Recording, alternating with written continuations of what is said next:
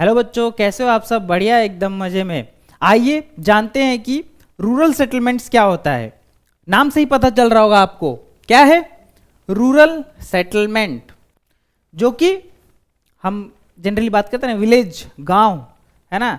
ऐसे इलाकों में जो सेटलमेंट होते हैं, लोग रहते हैं, किस प्रकार से अपना सेटलमेंट उन्होंने कर रखा है, क्या एक साथ रहते हैं, अलग अलग रहते हैं, दूरी ज़्यादा है, क्या चीज़ें और उसमें है, ये सारा कुछ हम इसमें देखते हैं। ठीक है स्टूडेंट्स, तो फटाफट से शुरू करते हैं। अपना क्या है रूरल सेटलमेंट। ठीक है, settlement in India depend on factors like क्या क्या।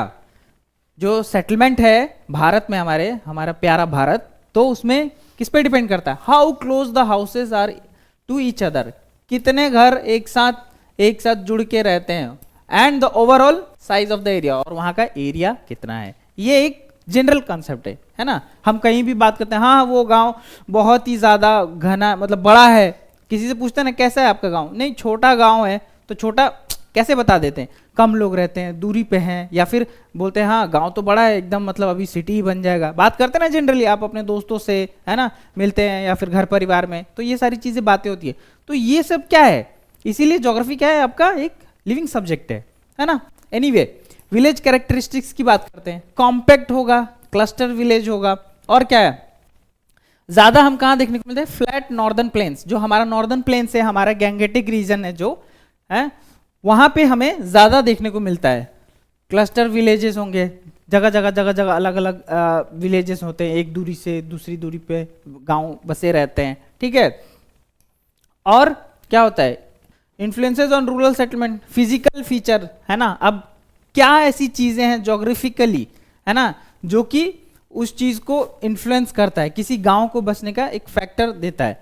लैंड शेप हो गया, altitude, climate, water availability. Land shape क्या हो जाएगा, किस प्रकार का वहां जमीन है। एल्टीट्यूड, कितनी ऊंचाई पे, अगर पहाड़ पे है समझो, तो उसका कुछ और डिफरेंट जो हमारा सेटलमेंट है वो होगा, अगर प्लेन में है तो कुछ और होगा, है ना। ज्योग्राफिकली हम देख रहे हैं ना चीजें। लैंड सी के पास होगा तो कुछ और होगा, है ना, प्लेट्यू में होगा तो कुछ और होगा, वैसे ही। तो फिर वहां का क्लाइमेट हॉट है, कोल्ड है, रेनी है ना, या मॉडरेट है। और वाटर अवेलेबिलिटी ऑफ वाटर बहुत जरूरी है, क्योंकि पानी तो चाहिए, लोग जहां रहेंगे वहां पानी तो चाहिए, है ना। Most important factor water availability.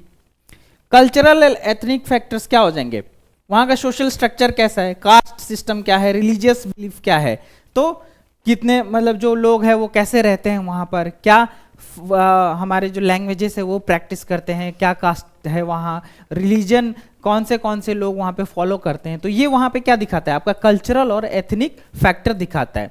Security भाई बहुत ही मेजर एंड मोस्ट इंपॉर्टेंट, है ना।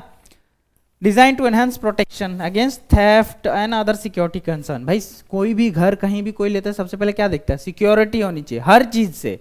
चोरी डकैती ये सब तो आम बात है, मान लो जंगल के पास है तो आप सबसे पहले क्या देखो, कहीं शेर तो नहीं आ जाएगा, है कहीं हाथी तो नहीं आ जाएगा।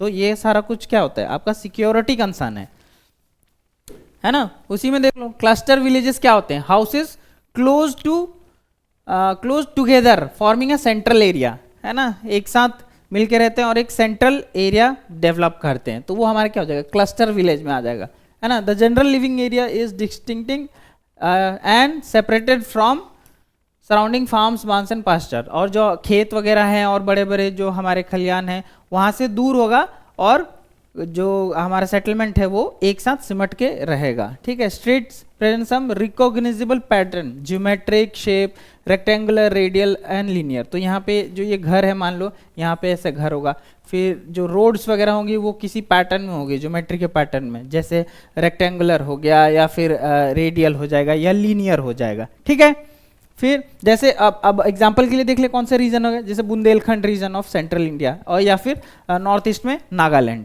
तो ये कुछ हमारे रीजन है जो कि क्लस्टर विलेजेस दिखाते हैं। ठीक है, सेमी क्लस्टर क्या हो जाएगा, houses are somewhat close together but may also be spread out. थोड़े सामने भी होंगे लेकिन दूर भी होंगे। उसमें क्या था, सामने है, लेकिन इसमें क्या है, सामने भी होंगे और दूर भी हो सकते हैं घर एक दूसरे के। ठीक है, generally land owning dominant community occupies central part of the main village. अब इसमें कौन से लोग हैं, वो लोग जो ज्यादा अपना क्या रखते हैं, वर्चस्व रखते हैं, ज़्यादा पावरफुल है, तो वो क्या करेंगे कि अपना अपना घर जो है वो सेंट्रल में रखेंगे विलेज के, है ना, और फिर बाकी जो अदर लोग हैं उनको बाहर रहने का एक तरह से ज़रूरत पड़ेगा, है ना। तो वो क्या दिखा कि सेंट्रल पार्ट में है, वो मेन विलेज में है, ऐसी कम्युनिटी जिनके पास ज़मीन वगैरह ज़्यादा है, ठीक है।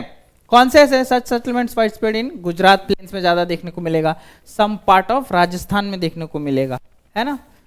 फिर हेमलेटेड जो हमारा सेटलमेंट टाइप है वो है small groups of houses often found in silence area bearing a common name, है ना। छोटे छोटे जो मकान है वो क्या होंगे, ऐसे एकांत में रहेंगे, है ना, एकांत एरिया कहीं दूर दराज पे रहेंगे, है ना। और उनको क्या बोला जाएगा, ये देखो कुछ नेम्स है, पन्ना, पारा, पाली, नागला, धानी, ये सारे क्या है वेरियस पार्ट्स में इन सेटलमेंट्स को इस नाम से बुलाया जाता है, ठीक है। फ्रीक्वेंटली फाउंड इन कहाँ पे, middle and lower Ganga plains में, जैसे और छत्तीसगढ़ हो गया, लोअर वैली ऑफ हिमालयाज में पाया जाता है, ओके। फिर डिस्पर्स्ड हो गया, नाम से ही पता चल रहा है डिस्पर्स सेटलमेंट, है ना। स्प्रेड फार अवे, एक यहाँ होगा फिर दूसरा कहीं दूर होगा ऐसे ऐसे, तो ये सारा कुछ है। ये देख लो यहाँ है ना, ये डिस्पर्स से मालूम चल रहा है, 2 घर यहाँ है तो एक घर यहाँ, तो डिस्पर्स मतलब मीनिंग ही है फैला हुआ, देख पा रहे हो। तो ये बहुत ही ज़्यादा इंपॉर्टेंट है। तो रिमोट रीजन में होता है जनरली, जहाँ पे बहुत स्पेस है ना, इस वजह से दूरी रहती है घरों में। एक्सट्रीम डिस्पर्सन ऑफ सेटलमेंट रहता है, और क्या रहता है, caused by fragmented nature of terrain. क्यों होता है, क्योंकि यहाँ पे एक जोग्राफिकल इंपॉर्टेंट है, जो जोग्राफिकली जो है लैंड जो वो बहुत ही ज़्यादा रिमोट है ना, ऐसी जगह जहाँ पे जल्दी चीज़ें नहीं पहुँच सकती, या फिर हिली एरिया है। ये सारा कुछ क्या करता है, जो हमारा है वो दिखाता है कि वहाँ का हैबिटेबल एरिया जो है वो डिस्पर्स्ड में आएगा, है ना। डिस्पर्स सेटलमेंट वहाँ पे प्रैक्टिस किया जाएगा। कौन कौन से रीजन, जैसे मेघालय होगा, उत्तराखंड हो गया, हिमाचल प्रदेश, केरला, ये सारे कुछ जो हमारे स्टेट्स हैं, है ना, इंडिया के रीजन है जहाँ पे इस टाइप के सेटलमेंट्स हमें ज़्यादा देखने को मिलता है।